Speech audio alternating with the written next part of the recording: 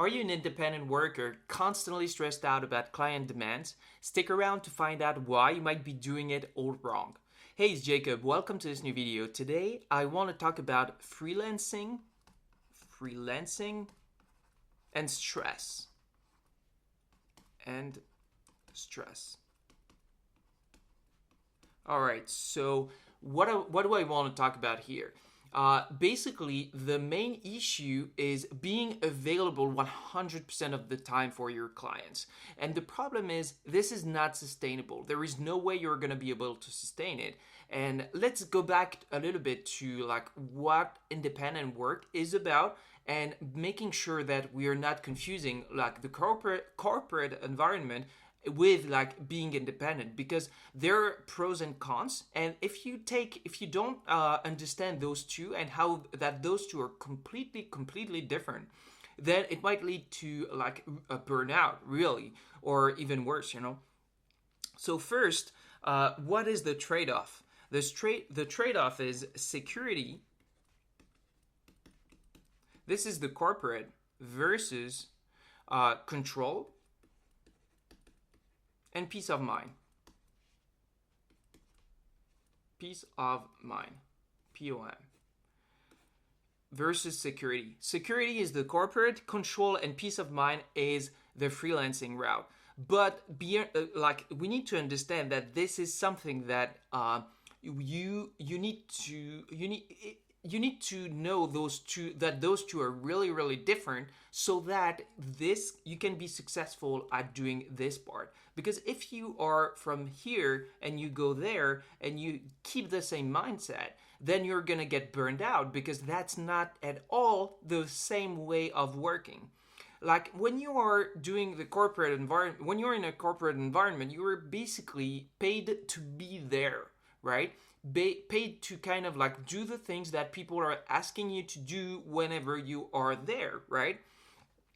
Here is the problem though. If you have that mindset for like freelancing, and let's say you're there here, the problem is the time where you can be there is going to be all of the time, right? Like there is no, this is time, right? Like there is no amount of time where this is, there is no limitation basically. This is freelancing, by the way. Let's put here an F for freelancing, and let's put here like, this is going to be corporate. Corporate is fine because here is the amount of time that you can use, right? If let's say, all right, let's do it like that, right? You have your full day here. And this is the amount of time where this is 9. Let's do it like that. Like this is 5 p.m. This is 9 p.m. 9 a.m. 9 a.m. right? 9 a.m. here, 5 p.m. 5 p.m. is there. So 5 p.m. And the thing is here, it's as you can see, you are limited by the 9 to 5. So it's fine to do things when people are asking you to do things. There is no problem with that. But what ends up happening is when you're in freelancing, then it's like 24/7. There is no limitation here. And so if you think that you're getting paid for your time, then there is no way you're gonna succeed. You're gonna just burn out. Or even if you are like able to work 24/7, because I don't know, like you have your genetics are awesome and you can do that, well, you're not gonna do a really good job at it. Because if you never rest, or if you're always on call, then there is just you're just not gonna be as efficient. This is the opposite. People do that, by the way, usually when they should do the opposite. Meaning, here's what they should actually be doing. Here, this is the time they allocate to work. Meaning they should shorten it, not making it higher. Why would they need to shorten it? Because this is about the results. Not this. This is about being present. So when it's about the results, when it's about actually delivering, we need to do cognitively demanding stuff, in a very, very short amount of time, but the rest of it needs to be rest. Because it doesn't matter how long it takes. Like your clients doesn't care. Let's say are actually write rest, because then we can, this is result, right? So it's the same letter, but that's not the same thing. This is results and this is rest, and rest needs to be like a lot of it, because you cannot just be like have the same mindset. Like this needs, you need to deliver extremely fast, extremely be extremely intense in doing the things that you're doing, and you need to have a lot of leverage to be able to deliver extremely fast, right? But again, it needs to be contracted over a very, very small period of time. Now, what if you need to be like there is a period of time where you need to actually be there for some reason, right? Let's say, for example, you are I don't know, you deliver something, and then there might be like errors or problems, or like, you know, they're going to test that thing and then they're going to come back to you, right? If you're doing code or if you're doing whatever that the thing might be, then you might be on call for a longer period of time. That's fine, right? However, here is the thing. If this is like working on the project, like let's say work, then you need a small amount of time to where you are on call here. This needs to be something like 2 to 3 days max. It cannot be like 2 weeks or 3 weeks, right? It needs to be organized so that all of the work is out of this period, because this period is actually fine, right? Like this is how a project should go, right? Like there are periods where you need to be on call and be like extremely responsive to everything, and that's cool, but you need to shorten it. And how do you shorten it? By doing all of the work here, like anticipating all of the things that could happen during the on-call period.